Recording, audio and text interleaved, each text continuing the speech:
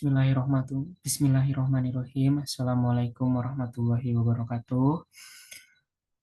Perkenalkan, nama saya Muhammad Jalaluddin dengan NIM 213202101, program studi ilmu hukum semester 6. Di sini saya akan memaparkan tentang mata kuliah hukum perdata internasional dengan judul Penyelesaian Sengketa Hukum Perdata Internasional. Dalam hukum perdata internasional, sengketa dapat didefinisikan sebagai suatu situasi di mana terdapat perbedaan kepentingan atau perselisihan antara dua pihak atau lebih yang berkaitan dengan hubungan privat atau keperdataan yang memiliki unsur asing internasional. Ada beberapa ada beberapa karakteristik sengketa menurut hukum perdata internasional. Yang pertama, terdapat pihak-pihak yang berkonflik, setidaknya salah satu pihak memiliki unsur asing. Yang kedua, sengketa terkait dengan hubungan perdata seperti kontrak, hak milik, perceraian, waris, dan sebagainya. Yang ketiga, terdapat perbedaan kepentingan antara pihak-pihak yang bersengketa. Yang keempat, sengketa memiliki unsur internasional seperti perbedaan kewarganegaraan, tempat tinggal, atau lokasi transaksi. Yang kelima, yaitu penyelesaian sengketa dapat melibatkan penentuan hukum yang berlaku atau choice of the law dan yurisdiksi pengadilan yang berwenang. Contoh sengketa dalam hukum perdata internasional antara lainnya itu tentang satu, sengketa kontrak antara perusahaan di negara yang berbeda. Yang kedua, sengketa perceraian pasangan suami istri dengan kewarganegaraan berbeda. Yang ketiga, sengketa warisan harta benda yang terletak di luar negeri. Yang keempat, yaitu penyelesaian sengketa dalam hukum perdata internasional dapat dilakukan melalui negosiasi, mediasi, arbitrase internasional, atau melalui proses pengadilan nasional dengan mempertimbangkan aturan hukum yang berlaku. Terus ada lagi yaitu prinsip-prinsip penyelesaian sengketa. Prinsip kesetaraan negara. Prinsip kesetaraan negara menyatakan bahwa setiap negara di dunia memiliki kedudukan yang sama tanpa memandang perbedaan, kekuatan, ukuran, atau pengaruhnya. Setiap negara berdaulat memiliki hak dan kewajiban yang sama di dalam pergaulan internasional. Prinsip kesetaraan negara mendasari pengaturan dalam hukum perdata internasional. Setiap negara memiliki kedudukan yang setara dalam menentukan hukum yang berlaku bagi hubungan hukum perdata yang mengandung unsur asing. Tidak ada prioritas atau keistimewaan bagi suatu negara dalam penentuan hukum yang berlaku. Negara-negara memiliki kemerdekaan untuk menentukan hukum nasionalnya, termasuk dalam mengatur hubungan hukum perdata yang melewati batas negara. Prinsip kehormatan kedaulatan negara. Prinsip penghormatan kedaulatan negara yaitu menyatakan bahwa setiap negara memiliki kedaulatan yang harus dihormati oleh negara lain. Kedaulatan negara mencakup kekuasaan atau wewenang yang dimiliki suatu negara mengatur unsur-unsur sendiri tanpa campur tangan dari pihak lain. Yang selanjutnya adalah prinsip itikat baik. Penerapan prinsip itikat baik dalam hukum perdata internasional dapat membantu membangun kepercayaan, mendorong kerjasama yang konstruktif, dan mengurangi potensi sengketa dalam hubungan komersial lintas batas. Prinsip ini juga sejalan dengan prinsip-prinsip hukum perdata internasional.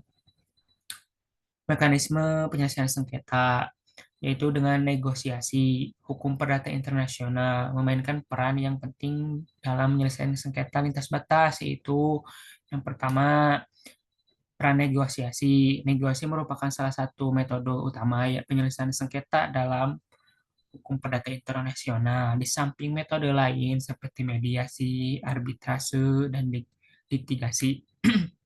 Negosiasi memungkinkan para pihak yang bersengketa untuk berkomunikasi secara langsung, mencari penyelesaian yang saling menguntungkan, dan menghindari proses formal yang lebih panjang. Yang selanjutnya ada prinsip itikat baik.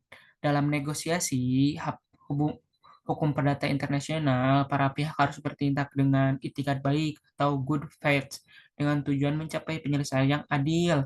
Prinsip ini mencakup transparansi, kejujuran, dan upaya sungguh-sungguh untuk mencari solusi. Yang selanjutnya itu pertukaran informasi. Selama negosiasi, para pihak harus saling bertukar informasi yang relevan dengan sengketa, termasuk fakta, dokumen, dan perhitungan keuangan. Pertukaran informasi terbuka membantu menciptakan pemahaman bersama dan mempermudah pencapaian kesepakatan. Yang selanjutnya itu fleksibilitas dan kreativitas. Negosiasi dalam hukum perdata internasional memberikan ruang bagi pihak untuk bersikap fleksibel dan kreatif dalam mencari solusi.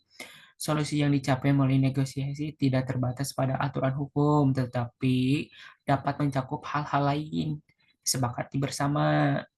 Yang selanjutnya yaitu penyusunan kesepakatan. Jika negosiasi berhasil, para pihak harus menyusun kesepakatan tertulis yang jelas, rinci, dan dapat dilaksanakan. Kesepakatan ini akan mengikat para pihak dan menjadi dasar pelaksanaan penyelesaian sengketa. Yang selanjutnya itu kerahasiaan. Dalam proses negosiasi hubungan perdata internasional, umumnya bersifat rahasia dan tidak dipublikasikan, kecuali ada kesepakatan lain dari para pihak. Kerahasiaan bertujuan untuk menjaga hubungan baik dan mencegah dampak negatif yang mungkin timbul. Negosiasi yang efektif dalam hukum perdata internasional membutuhkan keterampilan komunikasi, pemahaman hukum, dan kemampuan mencari titik temu yang saling menguntungkan. Prinsip itikat baik dalam fleksibilitas menjadi kunci berhasilnya negosiasi dalam penyelesaian sengketa lintas batas. Hasilnya ada mediasi. Mediasi adalah proses yang menyelesaikan sengketa di mana pihak-pihak yang bersengketa dibantu oleh seorang mediator yang netral untuk berkomunikasi dengan mencapai kesepakatan penyelesaian sengketa. Mediator tidak memiliki kewenangan untuk memutuskan, tetapi memfasilitasi negosiasi tersebut dan komunikasi di antara para pihak. Contohnya yaitu para mediator. Mediator dalam HPI harus mediator dalam hukum perdata internasional harus memiliki pemahaman yang baik mengenai isu-isu lintas batas dan hukum yang berlaku. Tugas utama mediator adalah mengelola proses mediasi, membantu mengidentifikasi kepentingan dan posisi para pihak, serta mendorong tercapainya kesepakatan. Itu prinsip-prinsip mediasi. Kesukarelaan. Prinsip dalam mediasi harus berdasarkan kemauan para pihak, bukan paksaan. Terus ada lagi kerahasiaan. Proses mediasi dan informasi yang disampaikan di dalamnya bersifat rahasia. Netralitas mediator harus bersikap netral dan tidak memihak kepada salah satu pihak. Terus fleksibilitas, mediasi memungkinkan para pihak untuk lebih fleksibel dalam mencari solusi.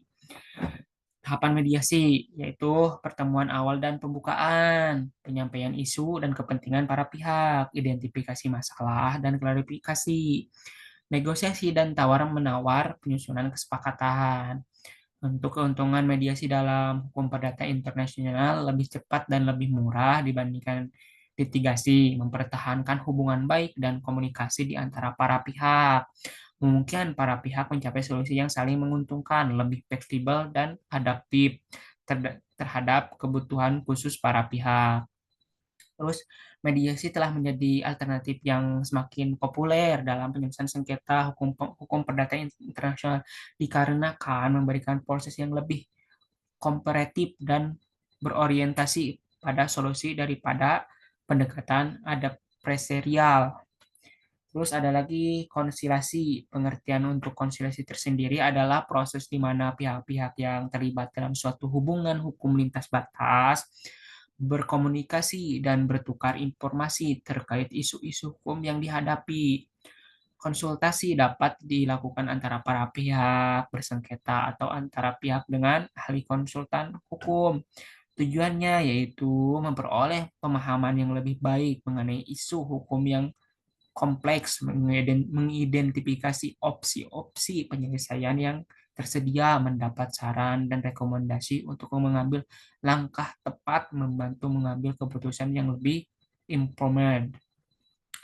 Nah, sebenarnya ada prinsip-prinsip konsultasi, keterbukaan dan kejujuran. Para pihak harus saling terbuka, jujur, dan menyampaikan informasi. Kerahasiaan informasi yang disampaikan dalam konsultasi dijaga kerahasiaannya.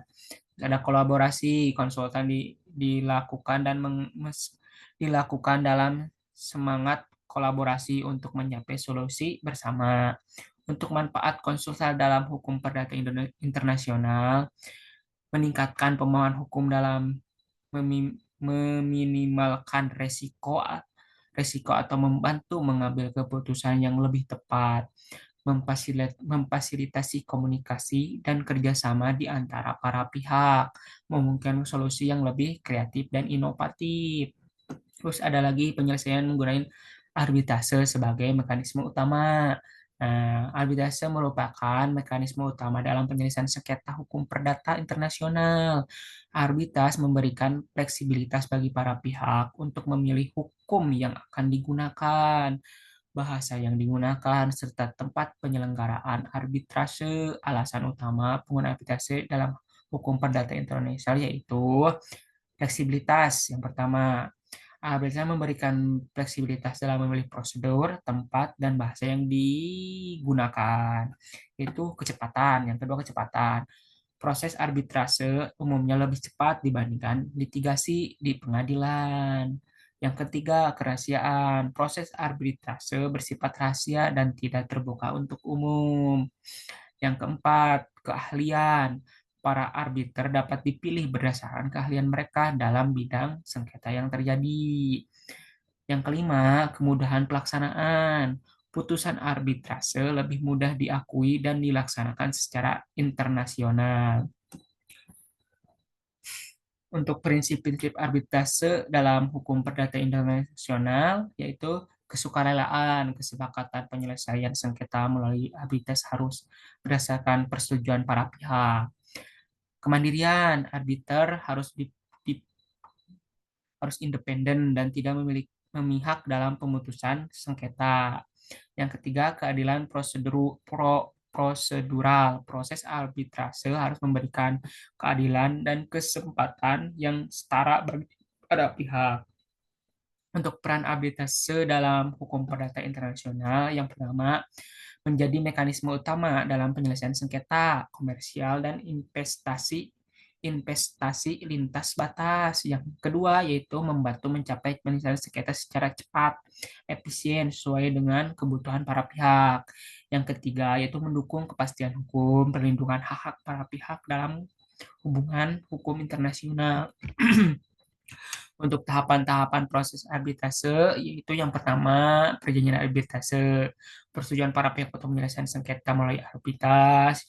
Yang kedua itulah menunjuk arbiter, para pihak memilih satu atau lebih arbiter untuk menyelesaikan sengketa. Yang ketiga, mengajukan klaim dan pembelaan. Para pihak mengajukan klaim dan pembelaan mereka kepada arbiter.